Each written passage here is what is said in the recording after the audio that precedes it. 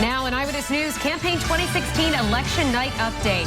Some polls have already closed nationwide. And polls are open for another half hour in Rhode Island and Massachusetts. Now, we've seen long lines and some delays at Ocean State polling places, due in part to some issues with the new ballot machines, which Rhode Island is using for the first time this year.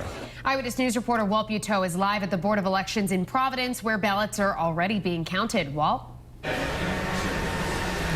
Well, we have the mail-in ballots. They're expecting a record number of those ballots, maybe up to 50,000, according to the chairman of the Board of Elections. And you can see this table here, men and women here opening up the ballots. This is where the machines can't really help. They're opened by hand, and then the ballots are brought over here, put in a box, brought over here, and then counted. And again, a record number expected, and perhaps a record number of voters out in the field as well. There were some jammed ballot boxes, the brand new ballot boxes, some jammed ballots, but very confident here that that was a minor glitch, that the votes were all counted, and that there were no indications or no beliefs that the votes could have been counted once. So very confident the process is moving smoothly here, and we'll be here all night covering it for you.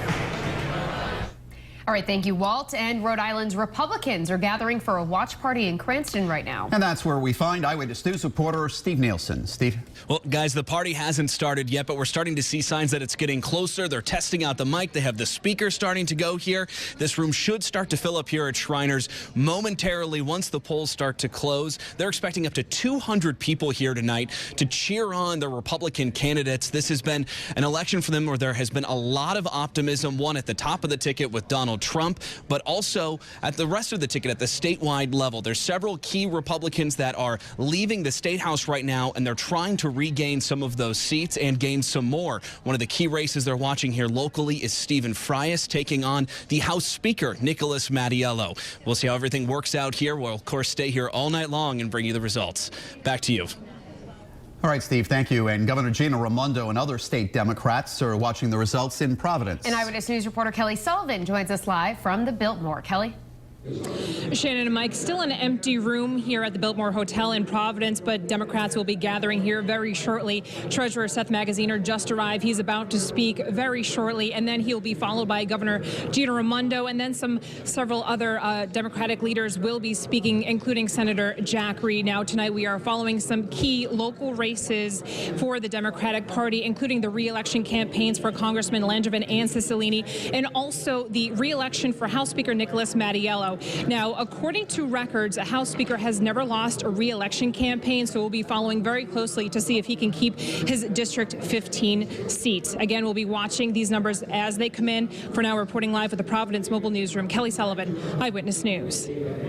Thank you, Kelly. And we want to go live now to Eyewitness News reporter Steph Machado. Now, Steph is in Cranston, where people are still filing in to vote. They have about 30 more minutes to go. Steph? Well, there's a lot of supporters here outside this polling place in District 15 in Cranston. I just went inside. There's no one left in line to vote, so people got their votes in early. There was a lot of action at this polling place, and we've seen the numbers, and they're matching up similar to the turnout at this polling place in 2012. This, of course, is where House Speaker Nicholas Mattiello lives. He actually just walked away from this crowd a couple minutes ago, likely going to his watch party. We can see Mayor Alan Fung standing outside with supporters as well.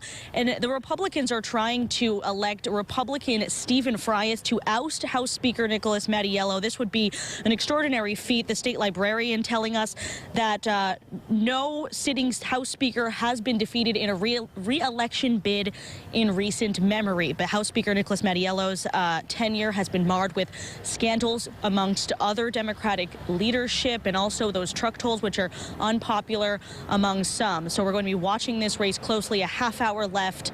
Closes at 8 o'clock. Reporting live in Cranston with the Mobile Newsroom, Steph Machado, Eyewitness News. Steph talking about the House Speaker. He spent about $200,000 on his campaign. It's great to see, too, the turnout we've had. Frustrating for voters who had to wait in lines, but interesting nonetheless to see how many came out today.